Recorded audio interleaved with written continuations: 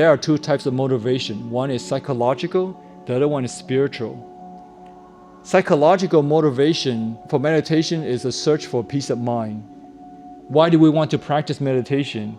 Well, because it's peaceful, it's wonderful, we feel positive. So there's a motivation there for us. There's a carrot in front of us that we want to have, and so we'll keep pursuing. The other is a spiritual motivation, which is taking one step further. For spiritual motivation, there is a desire or aspiration for enlightenment. In wider terms, it encompasses the desire to understand the meaning of existence itself, to penetrate the ultimate nature of things. And even in wider terms, we want to have this meaningful life, and one that can help others. Achieving Buddhahood will allow us to eliminate all sufferings for ourselves and others. So that's the highest meaning, is to achieve Buddhahood so that we have this ability, unlimited compassion, unlimited merits, unlimited virtues, unlimited wisdom to help all sentient beings. And that is why we want to attain enlightenment, Buddhahood, is that we want to uncover our unlimited abilities to help others. And that's the most meaningful way of living a life.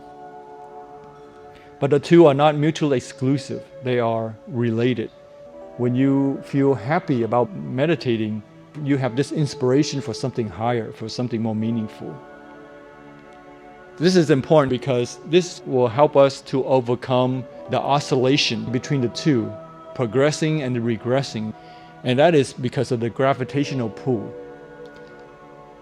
The Buddha described the path to enlightenment in terms of 3 stages: ethics or morality, meditation, and wisdom. So that's the traditional path. If you want to have wisdom, your mind has to be meditative. When you become meditative, it allows you to see things very clearly. You're not distracted, you're not being biased. Culturally, personally, but you see things very clearly, and you have that confidence in you to see things very clearly. That's wisdom. But what allows you to see things clearly is when you become meditative. What allows you to have meditation is to have no regrets in what you do. So in other words, to become a moral, responsible, ethical person. Just like your blank sheet of paper. When it's all messy, it's dirty, any little bit of black ink smear, you won't see as much. When you meditate and you concentrate, you magnify everything that's inside you. Any negative emotions that you have inside you will be magnified. You will feel really horrible. So that's why it's important that when we practice meditation, that we live a moral life. Knowing that we have done nothing wrong is very powerful. But in meditation, if all you concentrate on is the negative things that you have done, then it's just going to make you feel horrible. So that's why this path, morality, meditation, and wisdom, is the traditional path, and one leads to the other. You being a moral person, you know you have done nothing wrong. It allows you to be relaxed, right? To be at ease with yourself because you have no regrets, no remorse. When your mind's at ease, your body is at ease, you can now think clearly, and that's wisdom. And so you can see this cycle, and then you will do even more moral things. You will help people, and that will even refine your meditation, and then it will increase your wisdom and so forth. So you can see this virtuous cycle. But the gravitational pull is that nothing goes smoothly. Sometimes you're at the heights of meditation, and sometimes you're at the depths of the worldliness, where you get wrapped up into the depths of the worldliness. So you oscillate between the two. And so that is the pull of the conditioned. So then what happens? You're oscillating between the heights and the depths, but we're not doomed, not necessarily. So we should understand that when we practice and we haven't gotten to that state of irreversibility, we will always be under its influence. So we shouldn't be surprised that we are falling. As long as we don't give up, as long as we haven't forgotten the beginner's mind, there is always an opportunity to recover. So after we recover, then what happens? Then we face the pull of the unconditioned. Now it is starting to pull us towards the transcendental. Like we're being carried away by the stream. And we are experiencing something that can be very scary for some people because it's starting to pull us. We're starting to lose our ego.